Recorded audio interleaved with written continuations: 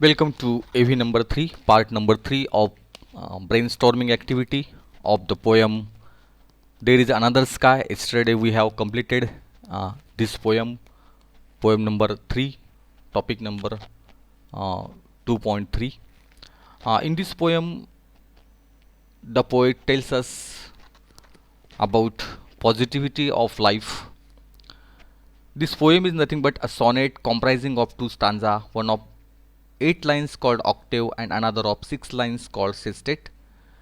The tone of the poem is very encouraging as the poet compares two places there and here and suggests her brother to shift from there to here to get solace. According to the poet, there it might be darkness and gloom all around since that is a worldly place. She invites her brother to come here, which is a heavenly place with evergreen forest, unfading flowers, and humming bees. There is positivity everywhere, and that can easily help the brother to come out of the miseries he is troubled with. This everlasting appeal of the heavenly place that is one's own home gives the poem a hymen like quality.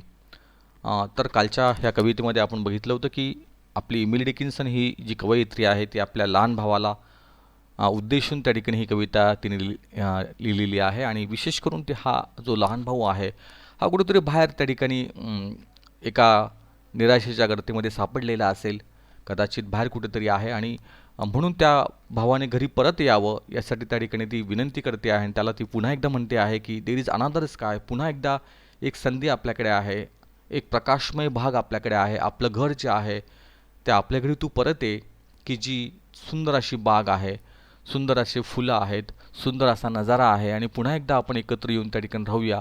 तुझ्या मनातले सगळे नकारात्मक विचार तू टाकून दे आणि पुन्हा एकदा तू नवीन ह्या जगाला सुरुवात कर, नवीन उमेदीने आपण आपण ह्या कामाला सुरुवात करूया असं त्या ठिकाणी ह्या कवितेत म्हटलं होतं. अतिशय एक पॉझिटिव्ह मेसेज देणारी ही कविता होती. एक ऑप्टिमिस्टिक ॲटिट्यूड जो आहे कवितेतला तो अतिशय महत्त्वाचा आहे असं मला वाटतं आणि कुठेतरी ही कविता आपण अतिशय साधी सोपी अशी कविता आपण देर इज अनादर स्काय ती आपण पूर्ण केली होती. आता आपण पुढचा भाग जो आहे तो बघूया. ब्रेनस्टॉर्मिंग ॲक्टिव्हिटी जी आहे त्याच्याकडे आपण वळूया.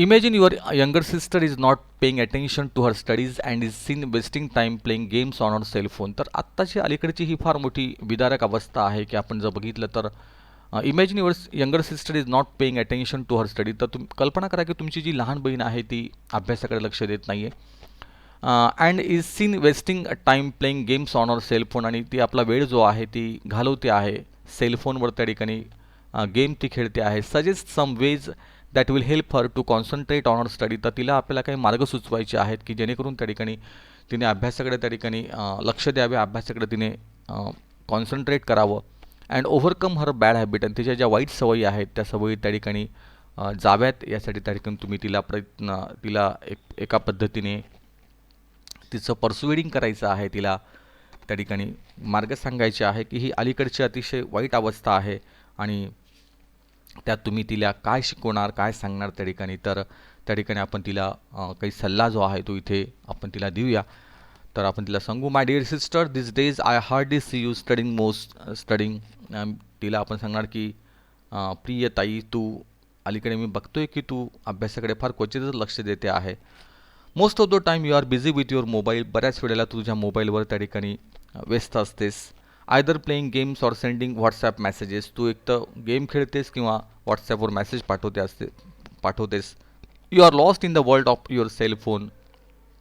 तुझ्या ह्या सेलफोनच्या जगात तू व्यस्त आहेस. इज इट फेअर, हे योग्य आहे का? या वयामध्ये तू असं जर करत असेल तर ते योग्य आहे का? Ask yourself whether you are doing the right thing. तुझ्या मनाला तू विचार की तू करतेस ते योग्य आहे का? I understand you are living in an age where the cellphones are the latest craze. मला माहिती आहे की तू अशा जगात राहतेस की ज्या ठिकाणी सेलफोन एक क्रेज बनलेली आहे. But I think you are grown up enough to decide what is good and what is bad. पण आता तू बरीचशी मोठी झालेली आहेस, तू आता काही लहान राहिलेली नाही आहेस, तुला काय चांगलं काय वाईट ते कळतं. You must learn to draw the line this far and no further. तो कुठेतरी एक रेषा त्या ठिकाणी तू एक आखून घे की बस एवढंच मी करणार आहे, याच पद्धतीने मी वेळ देणार आहे, जास्त वेळ त्याच्यात तू घालू नकोस. This far and no further. I suggest you make a time table for yourself. मी तुला सल्ला देईल की त्या ठिकाणी तू एक टाईम टेबल जे आहे ते तू तयार करावं. Giving enough time for all your subjects, तुझ्या विषयांना तू न्याय द्यावा, विषयांना त्या ठिकाणी वेळ द्यावा. According to your own level of difficulties, तुला कोणते विषय अवघड वाटतात त्या पद्धतीने त्या ठिकाणी त्या विषयांकडे तू प्राधान्य द्यावं. That will definitely give you some time to relax and play games on your cellphone. आणि कदाचित तुला थोडाफार जर वेळ मिळाला तर त्या ठिकाणी थोडा तू गेम खेळू शकतेस, असं मी म्हणणार नाही. Excess of anything is bad, आणि म्हणून ती म्हणते की कुठलीही गोष्ट अतिप्रमाणात जी आहे ती वाईट असते.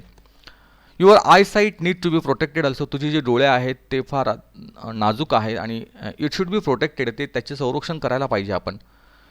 Balancing things in life is and art and you must realise the importance of studies in life. तर अशा पद्धतीने या सगळ्या गोष्टी जर आपण लाईफमध्ये बॅलन्स करायला शिकलो तर त्या ठिकाणी तुला अभ्यासाचं महत्त्व पण निश्चितच कळेल आणि ते तुला कळायला हवं.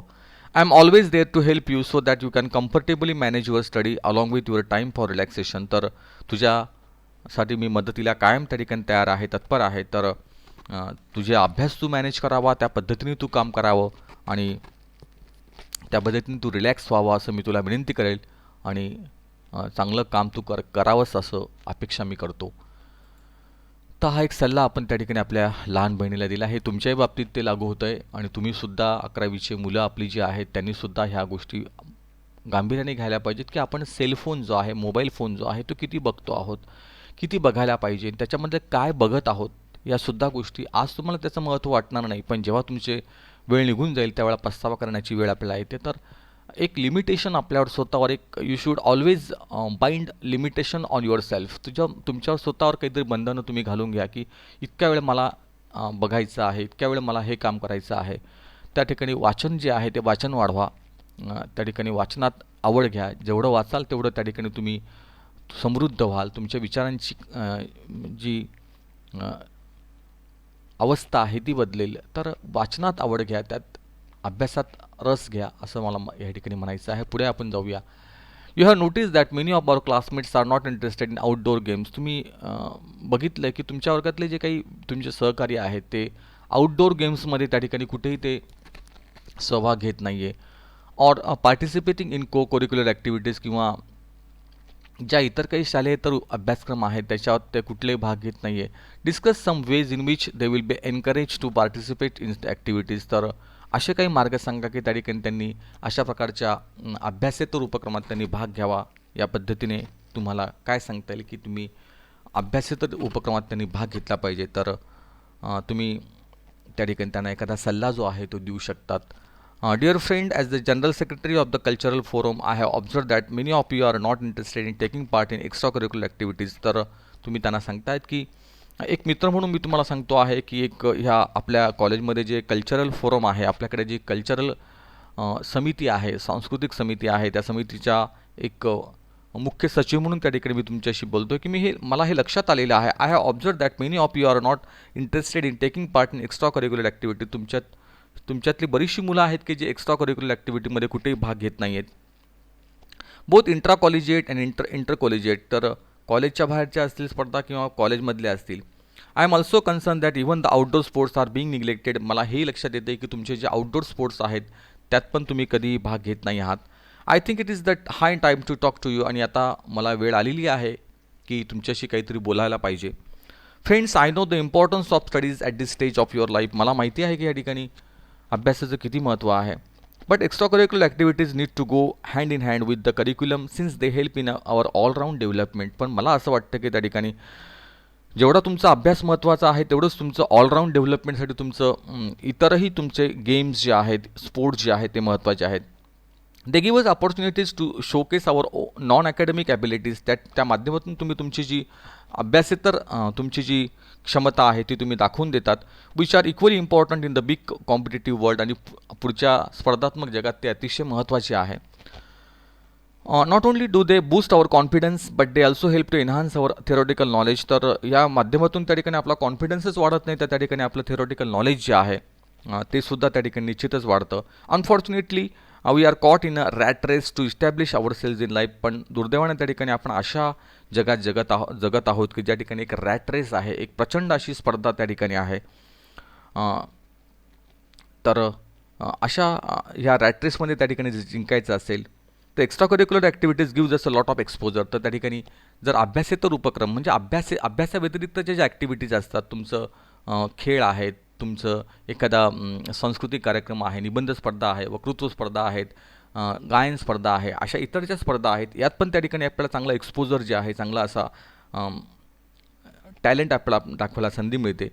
स्पीच फ्लुएन्सी कळते, टीचर्स टाईम मॅनेजमेंट, आपल्याला वेळ कसा मॅनेज करावा ते कळतं.